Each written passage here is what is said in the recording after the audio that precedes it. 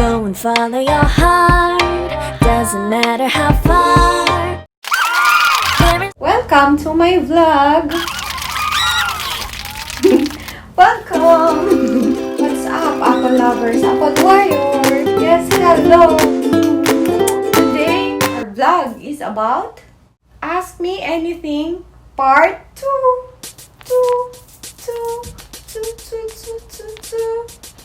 Yan, ano magawa?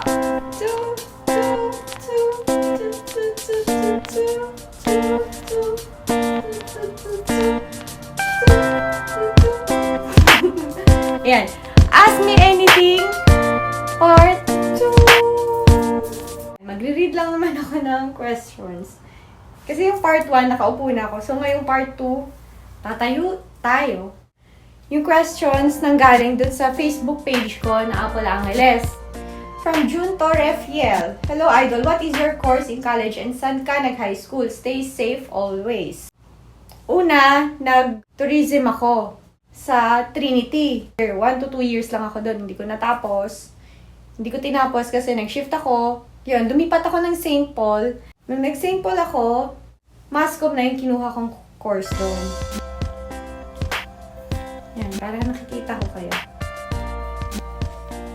Nag-high school ako sa Dasmariñas, Cavite. You're so nice-surf. Wala naman na ako matatanong Sir Idol kasi nasagot mo na sa akin na lang i-share pa, Idol. I know it's hard to lose someone you love but you need to move on for the future of your son. Just like me, stay safe always, Idol. God bless us. Thank you. Pero I need the questions. Rafi Arbitrario, tell us more about yourself. Your short, mid-term, and long-term goals. When you were a kid, anong gusto mo paglaki mo? Stay safe. About myself, actually, nag-vlog ko na halos lahat eh. Meron pang iba.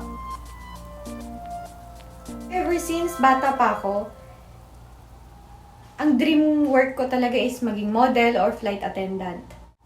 Pero nung nagkaedad na ako, as I grow older, nare-realize ko na parang yung flight attendant hindi ko nagugustuhan. Kasi nga, ayun, hindi ako para doon.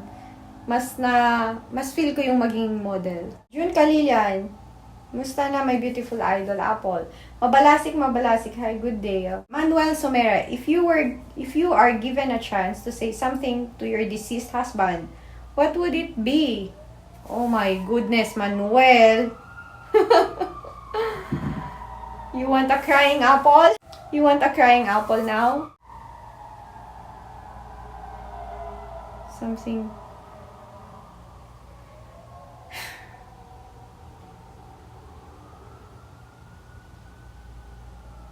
Spend more time with me. Let's leave everything behind. Let's go abroad. Makinig ka sa akin. Even for the last time. Because if you will gone, my heart will be gone also. Hindi ko kaya. Nawala ka. So listen to me, please. Good diet. Tayo. Focus.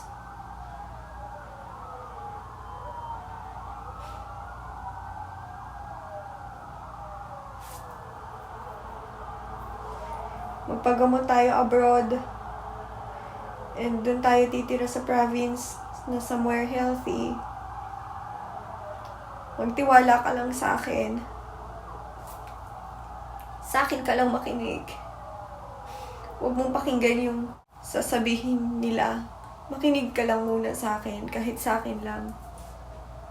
Yun.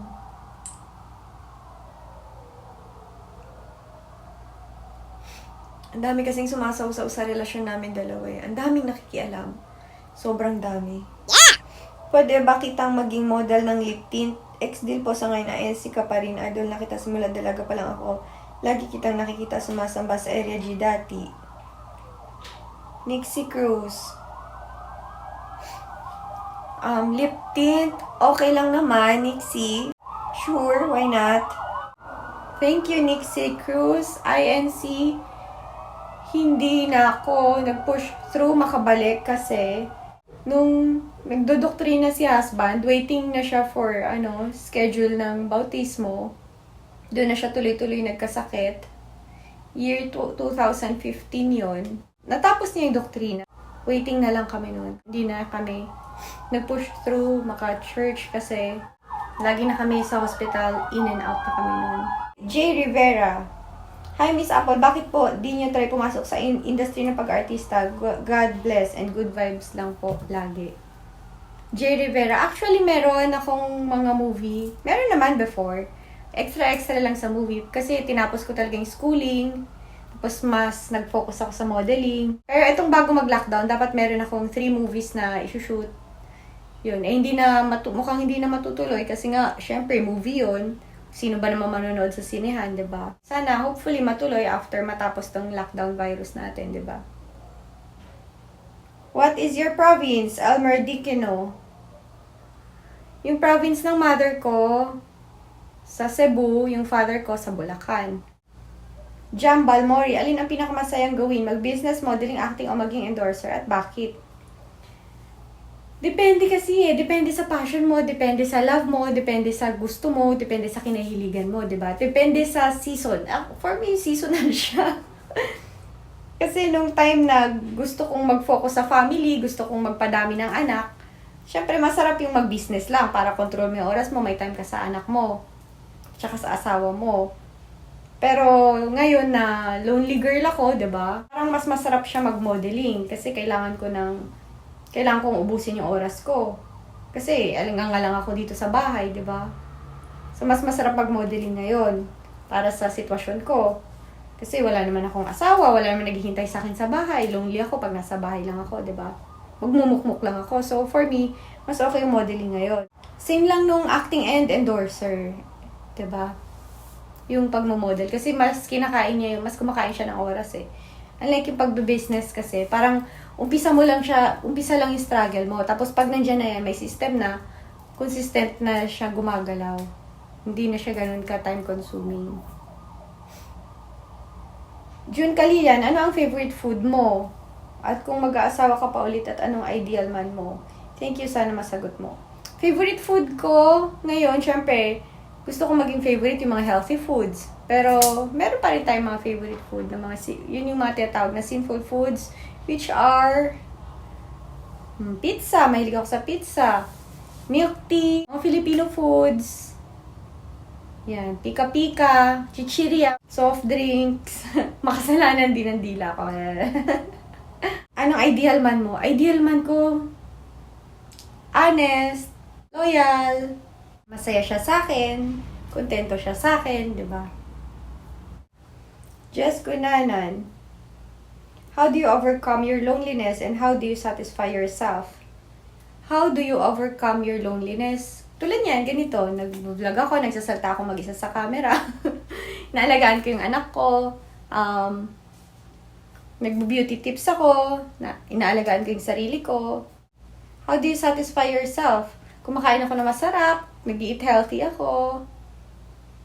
Yun. Ano pa gusto mo marinig? Arnold Rillo Raza, at what age did you lose your virginity? At what age? Malandi ako nung bata actually. Siguro 18. 18 years old. Inabangan ko siya talaga. Inabangan. Hindi, parang gusto ko lang kasi geeky ako nung high school ako Parang medyo geek ako. Ayun, parang competing ako lagi nung elementary tsaka high school. Parang nakikipag-compete ako lagi maging top 1, top 2 sa class namin, lagi ganun. Hindi buo yung pagkatao ko kapag hindi ako, pagtanggal ako sa top, sa class. Geek ako noon, na parang magka-boyfriend lang, parang achievement na sa akin yun kasi nga, isa lang yung manliligaw ko noon So, kinausap ko na siya na pag 18 ko, sasagutin kita. Kasi siya lang talaga yung manliligaw ko noon. Kumbaga nireto pa yun sa akin ng sister ko. Kasi nga, kawawa naman ako, wala akong manliligaw nung time na yun. Roderick Froilan Alcantara. Ma'am Apple, ask lang po, saan nanggaling yung sakit mo sa balat? Paano po nakukuha yung ganyang sakit? Oh, yung sakit ko sa balat, hereditary po. Minamana siya. Yung father ko yata, meron na gano'n na sakit sa balat. Na pass on sa akin. So, hindi ko ginusto yung sakit ko sa balat. Tapos, sinasabi nila na, yun, wala pa daw lunas. Parang lifetime na siya. Kailangan ko na lang is ma-maintain ko siya, hindi ko siya mapalabas. Ingatan ko na lang, ganun yung balat ko. Iiwasan ko yung mga bawal para hindi siya magpo-progress.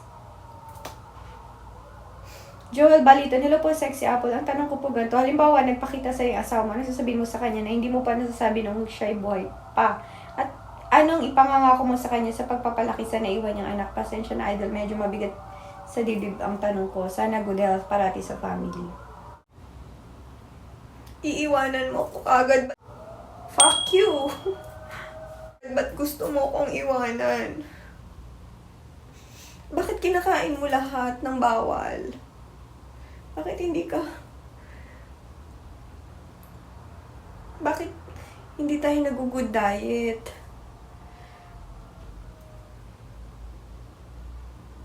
Bakit gusto mo kong iwanan kagad? Bakit hindi ka nag-spend ng time sa akin? More. Ba't mas marami kang time sa games mo kesa sa akin? Buti pa yung games mo, ang dami mong time. Sa akin, wala. Tapos iiwan mo lang ako ng maaga. Lagi ako naghihintay sa'yo gabi-gabi. Pero pag tabi mo sa akin sa kama, pagod ka na, masama yung pakiramdam mo, masakit yung kamay mo kaka-games. 12:00 ng gabi, nag-games ka pa. Fuck. Hintay lang ako ng hintay sa'yo. Tapos pagod ka, natatabi ka sa akin. Ang hirap. Hanggang sa magagalit ako sa'yo. Hanggang sa hindi kita matitiis kinabukasan, magbabati tayo. Tapos repeat na naman lahat. Ganun uli yung gagawin mo.